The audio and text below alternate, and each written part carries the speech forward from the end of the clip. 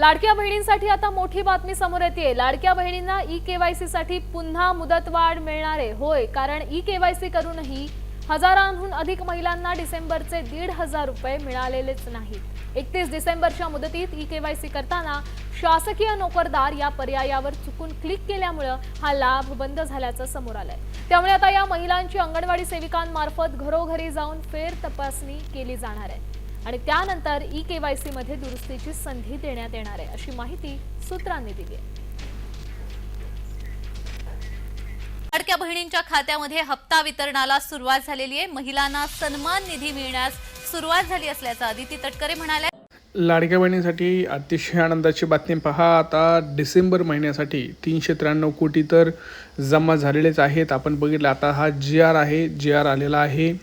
डिसेंबर महिन्याचा हप्ता जो आहे तो आलेलाच आहे। सोबत जानेवारी महिन्यासाठी सुद्धा आपल्याला इथं आता 600 कोटी रुपये म्हणजे दोन्ही 600 कोटी जवळपास मंजूर झालेले आहेत। डिसेंबर आणि जानेवारी हप्त्यासाठी 2 हप्त्यासाठी 600 कोटी रुपये मंजूर झालेले आहेत। तर लाडक्या बहिणींनो, ज्या लाडक्या बहिणींना डिसेंबरचा हप्ता आला नाही त्यांना आधी डिसेंबरचा हप्ता येणार आहे, त्यानंतर लगेचच जानेवारीचा हप्ता येणार आहे। फक्त त्यासाठी तुम्हाला महत्त्वाची 2 ते 3 कामं मी पुढे व्हिडिओमध्ये सांगणार आहे, ते करणं खूप महत्त्वाचं आहे।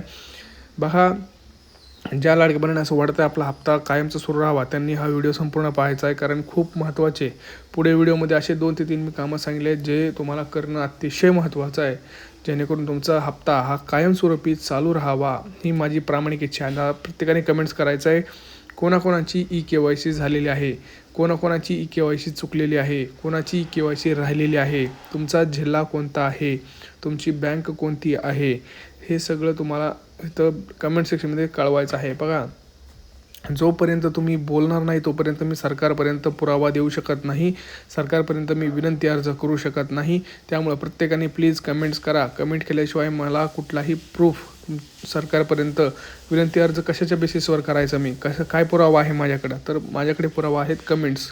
तुमच्या कमेंट्स, ज्या लाडक्या बहिणीच्या कमेंट्स असतात की आम्हाला हप्ता आलेला नाही, तर तुम्हाला 2 महत्त्वाच्या गोष्टी सांगायच्या आहेत की तुम्हाला डिसेंबरचा हप्ता आला आहे का आणि तुम्हाला नोव्हेंबरचा हप्ता आला आहे का आणि तुमची केवायसी झाली आहे का, हे 3 फक्त मुद्दे तुम्ही कमेंट सेक्शनमध्ये लिहा, कारण तेच मी पुरावा म्हणून पुढे वापरत असतो। लाडक्या बहिणींसाठी आपण कायमस्वरूपी प्रत्येक महिन्याला सरकारकडे विनंती अर्ज करतोय, ई-केवायसीसाठी अर्ज करतोय, मुदतवाढीसाठी सुद्धा अर्ज आपण केला होता आणि त्याला यश आलेलं आहे।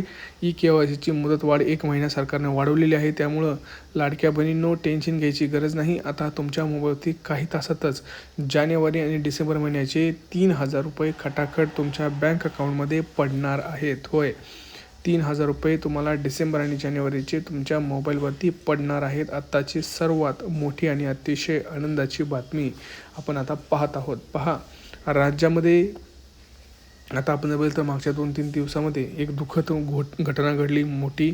आपल्या लाडक्या बहिणींचे दादा, लाडके भाऊ अजितदादा पवार हे यांचा अपघात झाला, त्याच्यामुळे ह्या सगळ्या प्रोसेसला थोडा उशीर झाला, तर काही टेन्शन घ्यायची गरज नाही। आता आपल्या लाडक्या बहिणींचं काम पुन्हा एकदा सुरू झालेलं आहे, कारण अजित पवार नेहमी म्हणायचे की ते कामाचे माणूस आहेत आणि त्यांचं कामावरती नितांत प्रेम होतं, सगळ्यांना माहिती आहे। त्यामुळं लाडक्या बहिणींनो, कामाला सुरुवात लगेच झालेली आहे। पुन्हा एकदा महाराष्ट्रानं त्यांचा वारसा पुढे चालू ठेवला आहे, कामामध्ये लगेच वेग आणलेला आहे। महाराष्ट्राला पुढे नेण्याचं काम जे त्यांचं होतं ते आपण सगळ्यांनी करायचं आहे। त्यामुळं पटापटा कमेंट सेक्शनमध्ये कमेंट करा। बघा, आता सगळ्यात महत्त्वाचे मुद्दे जे आहेत ते तुम्हाला मी पुढे सांगतो आहे। पहिली गोष्ट, डिसेंबरचा हप्ता आणि जानेवारीचा हप्ता कोणाला मिळणार। पहा, डिसेंबरचा हप्ता, जानेवारीचा हप्ता मिळण्यासाठी तुम्हाला 2 कामं करणं गरजेची होती। त्यातलं पहिलं काम जे होतं ते म्हणजे तुम्हाला ई-केवायसी करणं। आता ज्या लाडक्या बहिणीची ई-केवायसी केलेली आहे आणि तरी देखील हप्ता मिळाला नाही, त्यांना विनंती अर्ज करायचा आहे। कसला? पुनर्अर्ज पडताळणीचा विनंती अर्ज करायचा आहे। आणि दुसरी गोष्ट, ज्या लाडक्या बहिणीची केवायसी राहिलेली आहे किंवा ई-केवायसी चुकलेली आहे, अशा लाडक्या बहिणींना ई-केवायसी करायची आहे, ई-केवायसीचा अर्ज करायचा आहे। आता हे दोन्ही अर्ज तुम्हाला अंगणवाडी सेविकाकडे जाऊन करायचे आहेत।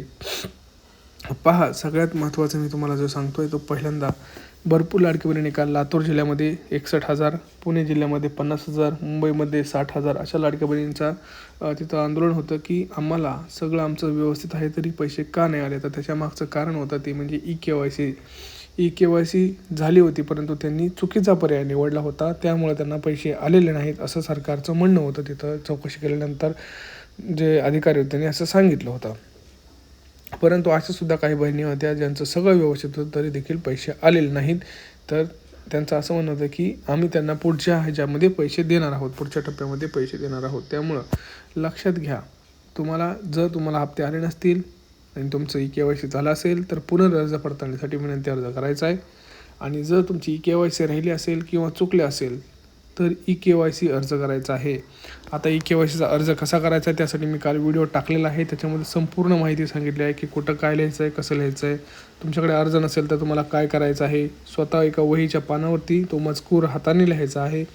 मी तो मजकूरसुद्धा व्यवस्थित त्या व्हिडिओमध्ये ठेवलेला आहे. तुम्ही कालचाच व्हिडिओ आहे EKYC कसं करायचं असा तो व्हिडिओ आहे. तुम्ही जाऊन संपूर्ण पाहायचा आहे. खूप महत्त्वाचा व्हिडिओ आहे तो.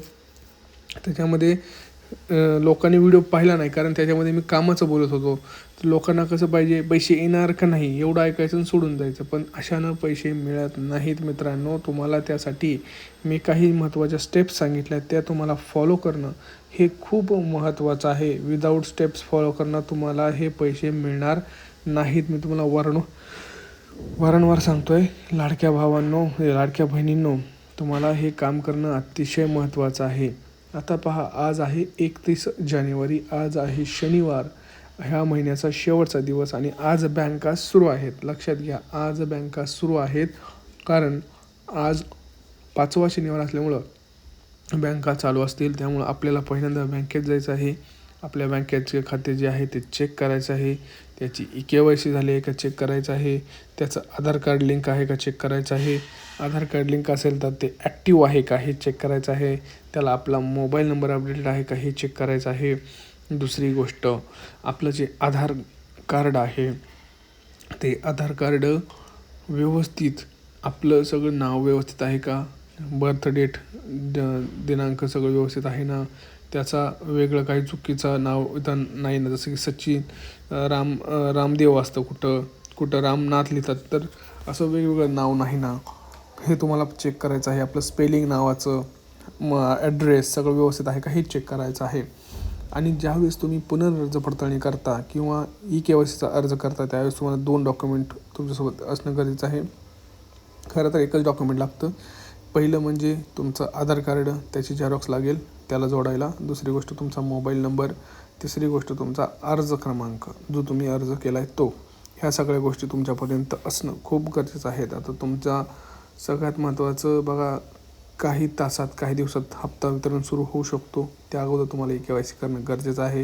हप्ता येईलच, परंतु तुमचं जर नाव नसेल तर तुम्हाला हप्ता येणार नाही, हे सुद्धा तुम्हाला ओळखणं गरजेचं आहे. त्यामुळं कमेंट्स करा कोणाकोणाचं EKYC झाले आहे, तुमचा जिल्हा कोणता आहे, तुमची बँक कोणती, हा व्हिडिओ जास्तीत जास्त लाडक्या बहिणींच्या WhatsApp ग्रुपला शेअर करायचा आहे. चॅनलला सबस्क्राईब करायचं आहे. भेटूया पुढच्या व्हिडिओमध्ये मित्रांनो. तोपर्यंत जय महाराष्ट्र.